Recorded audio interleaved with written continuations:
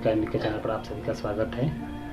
आज हम बताएंगे कि ICF ऋण क्या होता है। तो सबसे पहले आप लोग वीडियो को लाइक नहीं किए तो लाइक कर दीजिए और चैनल को सब्सक्राइब कर दीजिए।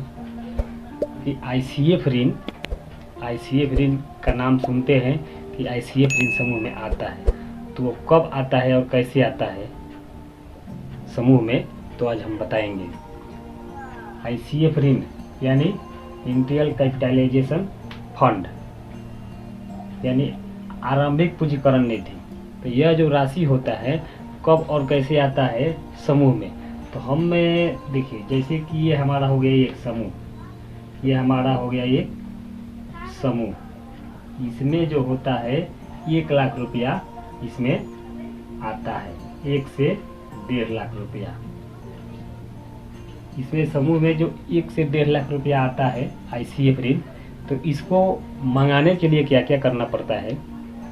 सबसे पहले देखिए, इसको समूह के द्वारा एक आवेदन भर करके BPI को दिया जाता है प्रोजेक्ट के माध्यम से। यह हमारा 1 लाख रुपया ICF ऋण समूह में आता है।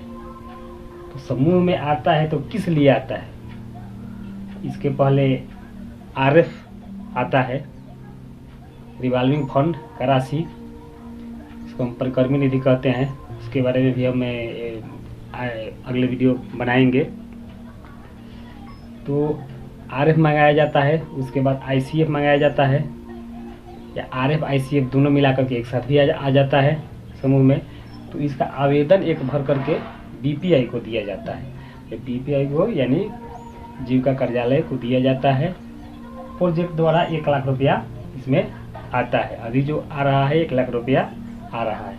तो इसको जब मंगा लेते हैं समूह में जब आ जाता है, आवेदन करके भेज दिया जाता है, समूह में जब आ जाता है तो उसको क्या होता है कि उसको सही मेंबर जो होती है उनको वितरण किया जाता है। वितरण करने से पहले निर्णय होता है कि किस सदस्य को कितना देना है। तो मांग बनता है। मांग तो पहले भी बना हुआ है, जब इसका आवेदन किए हैं प्रोजेक्ट को तो पहले भी इसका मांग बना है। लेकिन कुछ समय बीत जाने के कारण उसमें से कितने सदस्य का मांग जो है वो खत्म हो जाता है, उनका काम चल जाता है। तो यह जो राशि है समूह का आर्थिक स्थिति सुधारने के लिए, आर्थिक स्थिति जो है उसमें तो अत्यंत गरीब सदस्य रहती हैं समूह में, तो उनको सबसे पहले रुपया पैसा से दे करके उसका आर्थिक स्थिति को मजबूत किया जाता है। इसीलिए सबसे पहले ICF ऋण उसमें आता है और 1% ब्याज के साथ में उसको, जब सदस्य लेती है तो 1% ब्याज के साथ में उसको वापस करना पड़ता है। तो जब ये राशि आ जाता है समूह में, तो समूह में बैठक होता है। बैठक में निर्णय होता है कि किस सदस्य को कितना ऋण देना है, तो उसमें जो मांग आया हुआ रहता है सदस्यों के द्वारा कि हमको 10,000, हमको 20,000, हमको 30,000 की आवश्यकता है। तो एक समूह में 10-12 मेंबर रहती है, उसमें से ज़्यादा ज़रूरतमंद जो होता है तो 12 सदस्य के बीच में 5 या 7 सदस्य का मतलब ज़रूरत होता है। तो उसमें से उस सदस्य का कितना ज़रूरत है उसका मांग बनाया जाता है कि किस सदस्य से कितना राशि चाहिए, और उस राशि से कोई न कोई व्यवसाय करना है। सदस्य को दिन इसलिए दिया जाता है कि वह जो है अपना कुछ न कुछ व्यवसाय करेंगे, या जैसे कि बकरी पालन, मुर्गी पालन, या गाय भैंस, या खेतीबाड़ी संबंधित, मतलब कोई न कोई व्यवसाय करना है। और उस पैसा से जब ICF राशि आ जाता है, समूह से ऋण लेते हैं, तो सदस्यों को कुछ न कुछ रोजगार करना पड़ता है। तो वह जो होता है रोजगार के लिए ही समूह से पैसा मिलता है, रोजगार करने के लिए ही समूह से पैसा मिलता है। तो वो मांग जब आएगा सबको दिया जाएगा, तो आवेदन के अनुसार देखा जाएगा कि किस सदस्य का कितना मांग है। उसी के हिसाब से यह जो 1 लाख राशि है इसको वितरण किया जाएगा, और जिस दिन वितरण किया जाएगा उसी दिन वापसी नियोजन बन जाएगा इसका कि किस सदस्य को कितना रुपया हर महीना वापस करना है। वह सदस्य अपना प्रत्येक महीना वापस करेंगी समूह में। 18 से 24 किस्त के अंदर में मतलब उसको वापस करना होता है। कोई भी सदस्य कोई भी ऋण लेता है तो समूह में उसको 18 से 24 किस्त में उसको समूह में वापस कर देना होता है। तो जब ये समूह में जब वापस कर देंगी, मान लीजिए कि अगर कोई मेंबर समूह में वापस कर दिया, पैसा लिया और वापस कर दिया, तो यह जो राशि है 1% के ब्याज दर पर ये समूह में पैसा वापसी आता है सदस्यों के द्वारा। तो इसमें से क्या होगा, यह जो राशि है 1 लाख रुपया, तो यह चला जाएगा आपका भीओ में। यह जो राशि है आईसीएफ का, समूह में पैसा आया, उसको सदस्यों को मतलब वितरण किया गया, और जब सदस्य द्वारा वापस आया ब्याज के साथ में 1%, फिर समूह में आया, समूह से वो क्या होगा कि वो ग्राम संगठन में चला जाएगा। जब ग्राम संगठन में चला जाएगा वो भी 1% ब्याज के साथ में, तो जितना आया उतना ग्राम संगठन में चला गया। तो इससे फायदा सिर्फ सदस्य का हुआ, सदस्य का काम हुआ, समूह का कुछ फायदा नहीं। समूह का फायदा तब होता है जब 6 महीना, जब ये राशि आता है तो 6 महीना तक ये ग्राम संगठन को नहीं देता है। 6 महीना का ब्याज जो होता है समूह अपने पास रखता है। 6 महीना के बाद से यह जो ग्राम संगठन को देता है वापसी, तो 6 महीना का जो भी ब्याज दर होता है यह समूह का फायदा होता है। मेंबर के द्वारा पैसा आया, मेंबर को दिया गया, मेंबर वापस किया समूह में, और समूह से पैसा फिर भीओ में जाता है। तो 6 महीना का ब्याज जो होता है समूह में रहता है, समूह का वही कर्पस मनी है।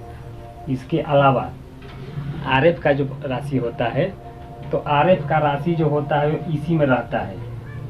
15,000 से 30,000 आरएफ का राशि आता है। तो आरएफ का राशि ही समूह का कर्पस मनी है। जब तक समूह रहेगा तब तक ये आरएफ का राशि रहता है। आईसीएफ राशि आएगा, समूह में आएगा, सदस्य को वितरण किया जाएगा, सदस्य फिर वापस करेंगे समूह में, और समूह से फिर वो चला जाएगा भीओ में, यानी ग्राम संगठन में चला जाएगा। तो आईसीएफ ऋण जो होता है इसी प्रकार वो रोटेट करता है, घूमता रहता है।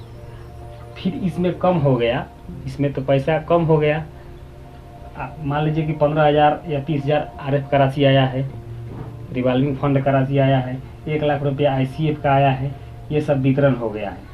तो वितरण होने के बाद जब पैसा ये आएगा, सदस्य के द्वारा ये पैसा आएगा समूह में, और समूह से फिर ये चला जाएगा भीओ में, ग्राम संगठन में चला जाएगा, तो फिर इसके पास कुछ नहीं बचेगा। तो इसके पास अगर नहीं बच रहा है तो ये क्या करेगा, ग्राम संगठन से फिर समान ऋण के तौर पर यहाँ से आवेदन प्रस्ताव बना करके ये आवेदन देगा पहले, फिर आवेदन जब पास हो जाएगा तो यहाँ से प्रस्ताव बना करके ये देगा, तब ये ग्राम संगठन फिर समूह को ऋण देता है। तो वो होता है समान ऋण देता है समूह को, समूह देता है सदस्य को, फिर सदस्य वापस करेगा समूह में, समूह वापस करेगा ग्राम संगठन में।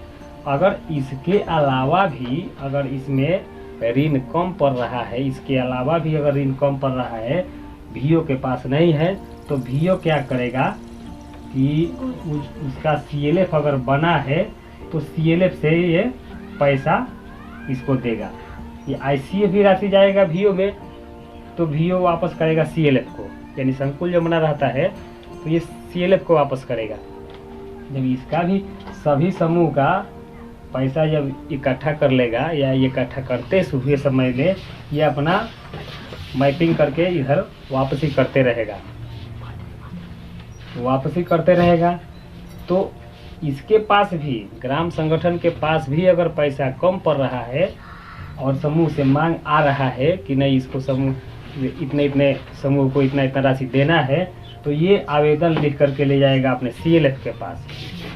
तो सीएलएफ के पास बहुत बड़ा रकम होता है, तो सीएलएफ फिर इसको क्या करेगा, आईसीएफ वापस कर दिया है भीओ, सीएलएफ इसको फिर समान ऋण देगा।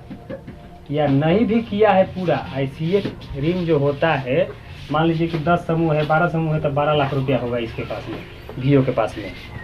वीओ के अंतर्गत अगर 12 समूह है तो 12 लाख रुपया है इसके पास। 12 लाख में मान लीजिए कि अगर ये वापस नहीं किया पूरा सीएलएफ को जब ये देता है तो 50 पैसा के ब्याज दर पर ये सीएलएफ को वापस करता है। 50 पैसा वीओ अपने पास रखता है। तो सीएलएफ को पूरा वापस नहीं किया और फिर ये अगर मांग बनाकर दे रहा है तो इसको समान ऋण सीएलएफ देगा, ग्राम संगठन को सीएलएफ समान ऋण देगा। और ये क्या करेगा, वीओ अपने समूह को देगा ऋण, समूह को ऋण देगा, समूह अपना सदस्य को ऋण देगा। इसी तरह से राशि जो है इसमें घूमता रहता है। इसी तरह से राशि ये जो है घूमता रहता है। आईसीएफ ऋण, उसी को आईसीएफ ऋण कहते हैं, जो आरंभिक पूंजीकरण निधि, यानी सबसे शुरुआत में समूह बनता है तो उसमें कुछ पैसा नहीं होता है, समूह खाली खाली रहता है।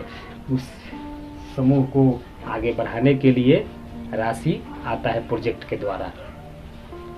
दोस्तों वीडियो अच्छा लगे तो लाइक, सब्सक्राइब और शेयर जरूर कीजिएगा।